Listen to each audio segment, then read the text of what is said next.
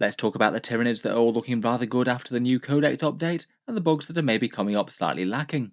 Who are the greatest winners and losers out of the new Tyranid Codex?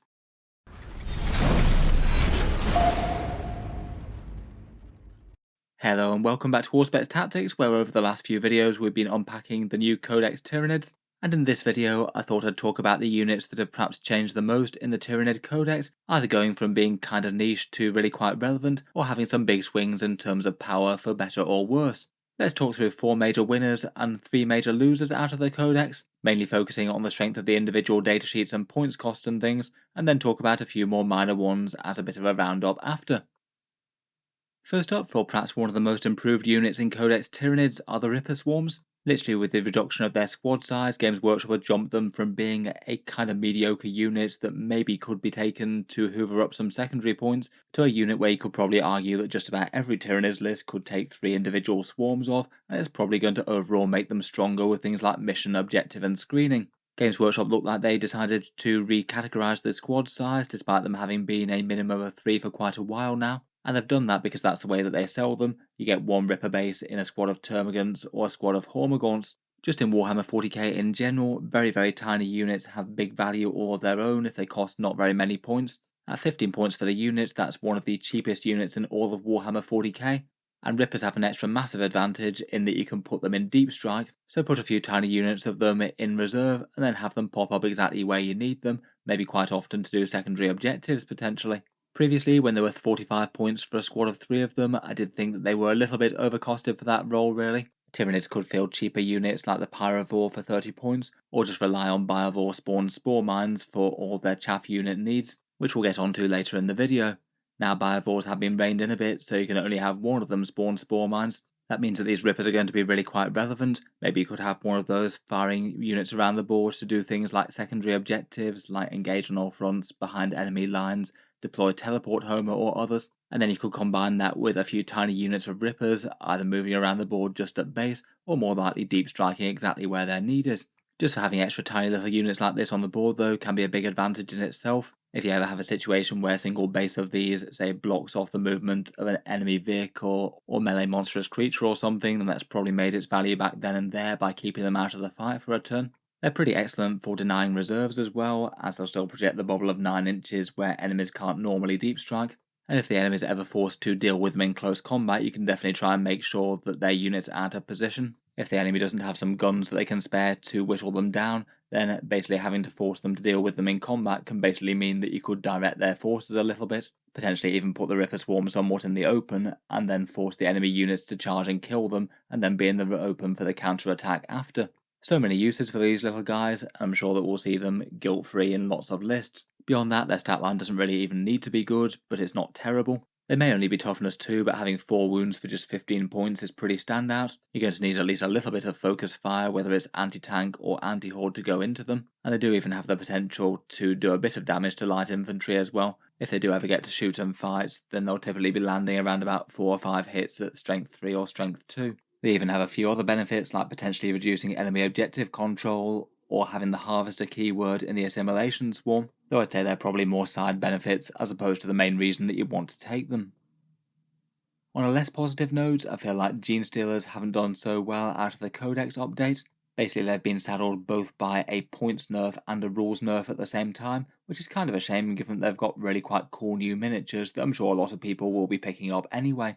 Previously they were 90 points for 5 or 180 for 10, now they're 95 points for 5 or 190 for 10, a small increase of 1 point per model, and their damage special rule is a fair bit weaker. Previously it was reroll wounds of 1 going to full wound rerolls if you targeted something on an objective, now it's reroll hits of 1 going to reroll hits of 1 and wounds of 1 if you target an objective unit. That is still a reasonable enough damage buff, particularly against lighter targets, but the issue is that it just doesn't let them punch up against tougher stuff anywhere near as well as they could before, which is kind of a big deal as a fairly expensive unit and only gets strength 4 attacks under normal circumstances. On top of that, it also greatly reduces their mortal wound damage output that you'd have from the Broodlord. Previously you could kind of fish for devastating wounds by just re-rolling everything that isn't a 6 if that made sense for the target that you were fighting. Now though that's not going to be an option, so you're not going to get as many mortal wounds out of the Broodlord there. Admittedly, it's not been all terrible for Genestealers. The Broodlord did go down a bit to compensate, so he dropped 10, so a squad with the Broodlord would cost the same amount, but it definitely nerfed the Genestealers that don't have one there. And I guess they did gain Vanguard Invader, which is genuinely quite good for that Vanguard Onslaught formation. They're probably still most playable in that one, with the extra big movement and threat range they can get, plus all the stratagem tricks. But I feel like they're perhaps a tougher sell than before. They weren't exactly taken it competitively in enormous numbers previously, and points increases and rules nerfs definitely don't help them. Another one of the biggest winners from the Tyranid Codex, though, is the Exocrine. I feel like this one was perhaps one of the most surprising points changes in the book, going down from 135 to 125. Definitely feels like one that might have been written prior to the Tyranids 10th edition index release, given that it's widely been seen as one of Tyranid's strongest monsters at the moment. I think it's hard to go too far wrong with its firepower. D6 plus 3 shots at strength 8, AP 3 and damage 3, with both blast and heavy, both of which can help it out in terms of extra damage.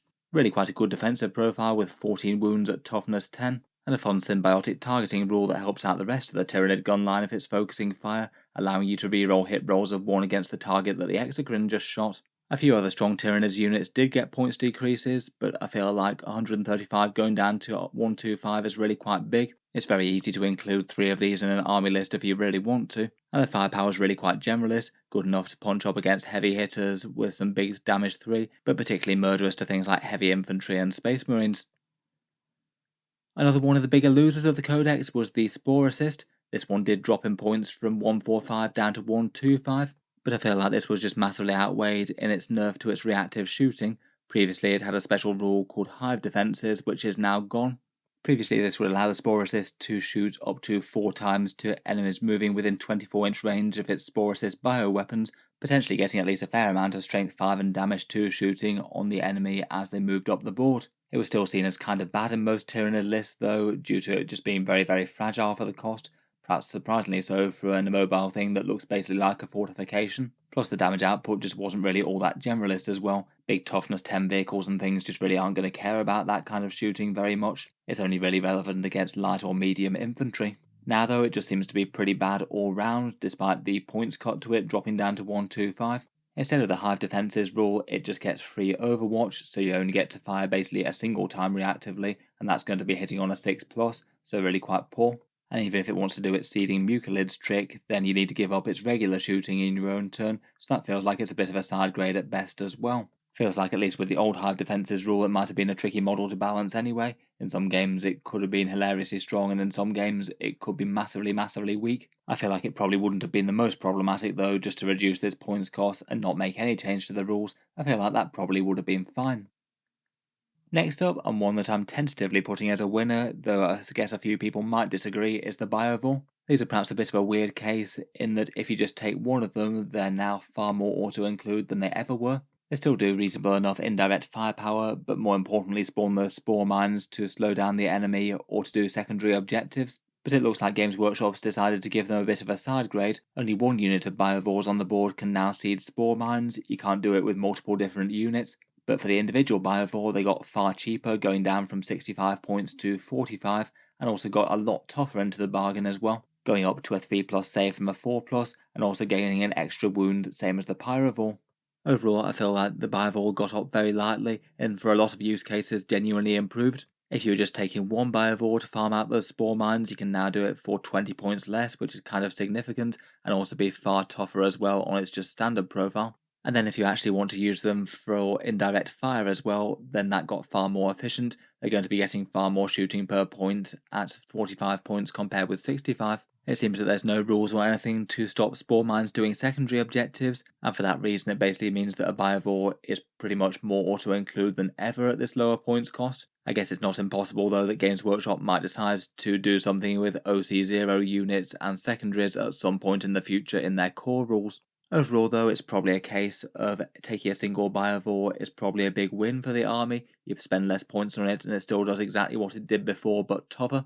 For spamming multiple Biovores though, they won't have quite the same utility with the option to spam spore mines, so you might be better off with just one of them to farm out the secondaries, and then take along some of those new very cheap rippers as well to do some more. Overall though, I think it's fairly positive, maybe trying to push them back a bit more towards their intended role, though I do think there's a non-zero chance that Games Workshop might adjust the points cost once more. We'll have to look out for any other updates on the Minotaur and Field manual. Getting back to the Tyranids that haven't done so well in the Codex, I feel like maybe a few units that are just kind of notable by getting no improvements are these ones. There's quite a few units in the Index that feel really quite underwhelming compared with other options. I feel like maybe the Tyranid Warriors, Toxicrine and Hive Guard are perhaps chief amongst them, and all of these three didn't really get any meaningful points changes, and I feel like they're still not really going to be taken to any great extent. Tyranid Warriors still feel a bit overcosted for what they really do and what they bring to the table, only really being able to deal with medium infantry at best really, and perhaps even more surprisingly the melee variant of them went up a few points for no real reason, despite them being seen as very overcosted just in general. I feel like they probably wouldn't need to drop too many points to get kind of interesting, but they're just a little bit north of really being able to carry a battle line at the moment, and in general I think that's what they need to do. I suppose could be interesting enough in Synaptic Nexus, seeing as they do have the Synapse keyword, and they could be interesting in Vanguard Onslaught, given that you could give them the Vanguard Invader keyword by attaching a Winged Prime. For the other two, I feel like the Toxicrine is still in contention for one of the weakest monsters around at 200 points. Not really sure why it's got quite such a princely price tag, to be honest. It just really doesn't compare well on any level with the other monsters about. It's really not particularly tough for the cost, being kind of similar to the Exocrine, which is now down to 125. And while its damage is pretty solid against infantry up close, that's just really not something that you can rely on being the matchup. You might be playing against mainly vehicles, or your opponent might just choose to try and move any valuable infantry away from it. When you're spending 200 points on a mainline damage dealing model, you just can't really afford it to be only good against infantry and basically nothing else. Finally, Hiveguard did get a tiny points drop in the Codex, going down to 95 points per 3 of them. Unfortunately, a bunch of their competitors also went down. We already talked about the Exocrine, but so has the Maleceptor and Biovores as well. It's just between things like Exocrine, Maleceptor, Zoanthropes and Biovores, it just seems like they're very much outcompeted for any role that you could possibly want them to do. The monsters are generally kind of similarly tough, and certainly have better damage output and better movement as well. Biovores just do better for ignore line of sight firepower as well compared with the Impaler cannons. I guess you could reduce their points even further. I feel like what these guys really needed was some better gun stats. They just don't really do enough to be exciting at the moment, though I guess that's kind of unlikely to happen given that we've just had the Codex and we're not expecting their rules to change anytime soon. Finally, for biggest winners, I thought it was maybe worth talking about the biggest proportional points cuts in the Codex, and I believe that these fall on the Harpy and the Winged Prime, both of them really quite big percentage drops, even if they were both on units that were kind of underwhelming and rarely taken competitively before. The Harpies had a hilarious points drop going all the way down from 230 to 165, which is kind of crazy at 65 points or 30% cut, though I would say that arguably given how overcosted it was before, it still gets it to the region of being merely okay, given its toughness and how easy it is to shoot. Definitely having a big 65 point drop though means that it's at least a lot more playable casually. It does have some interesting enough mixed threat with a bit of shooting, a bit of melee, and some fun bomb or spore mine spawning. Again, it's one of the things that gets the Vanguard Invader keyword, and that does have a bit more interest if you're running that formation. The Winged Prime for its part also got really quite a big points reduction, going down from 80 to 65, 15 points or a 19% points cut there. I feel like that's a price tag that actually genuinely feels like he could be interesting to use, as opposed to just massively overcosted for what he can hope to do with those claws. Going from a unit that I feel like would rarely be seen on the board to something that's kind of interesting, perhaps particularly again in Vanguard Onslaught, given that he has the keyword, and he could be pretty interesting winging around with some gargoyles, or giving the keyword and synergies and stratagems and things to a unit of Tyranid warriors. I think that's a pretty solid points cut to him. Between that and the new slightly cheaper gargoyles, that'd be 135 points for him in a unit of 10 of those. Seems like that could be a good disruptive threat to move, shoot, move, grab midfield objectives, and perhaps bully other units that are trying to do the same, even if it's still not going to have the most muscle to tangle with mainline enemy damage dealers. In any case, in terms of points and raw model power, I'd argue that those are some of the better winners out of the Codex, at least compared with how they were in the Index. Otherwise, for things that have seen minor boosts, both the Haruspex and Maleceptor were already great and got tiny points cuts, definitely no bad thing for them. The Trigon's solid enough with its rapid ingress tricks and went down 10 points, Pyrovores got their extra wound, Termagants got free war gear, and Gargles went down a bit. Death Leaper both got cheaper and got a better save. I feel like he might have been one of the more notable winners out of the Codex, and the Turvagon and Von Ryan's Leapers got points cuts as well. I did think that Von Ryan's Leapers were already an interesting unit. Perhaps for more minor losers, I feel like the Psychophage losing Anti-Psycho 2 Plus wasn't great for it. Its damage output was kind of terrible already, and now it's not even particularly exciting for killing Psychers either. Barbgaunt's got their small points nerf. Raveners need to choose between the armor save and the thorax gun that they get, and Tyrannofexes, I would argue, probably are slightly worse overall, but not by loads. They swap their very nice -1 damage for a single negate a damage result once per game, which still could be pretty useful if you got hit by something excessively powerful like a railgun or something. I feel like the 10-point drop does maybe take the edge off that a little bit, still a bit worse overall though. In any case though, let me know what you make of the units of the Tyranid Codex, which ones do you think are looking most or least impressive right now, and which ones do you feel are the biggest winners or losers versus the Index. If you've enjoyed the video and you'd like to see more like this, then feel free to subscribe to Auspex Tactics, where I'll certainly keep the regular 40k videos coming. I do tend to post new ones just about every day, and I'm sure we'll have more for the Tyranids. Otherwise, if you'd like to help keep these videos coming, I would just like to mention that Auspex Tactics does have a Patreon page as well. If you have been enjoying all the stuff on the channel, the Patreon page is how I can afford to keep on making things like this quite so regularly. Any support is enormously appreciated if you're enjoying a bit. Channel patrons do get a fair few advantages, seeing certain videos early, regular votes to see what sort of things happen next on the channel, and automatic entry into the regular prize giveaways with a chance to win some big model kits each month. If any of that sounds good to you, or you'd just like to help support, the link is down in the video description. In any case, a massive thank you for listening, and I'll hope to see you guys next time.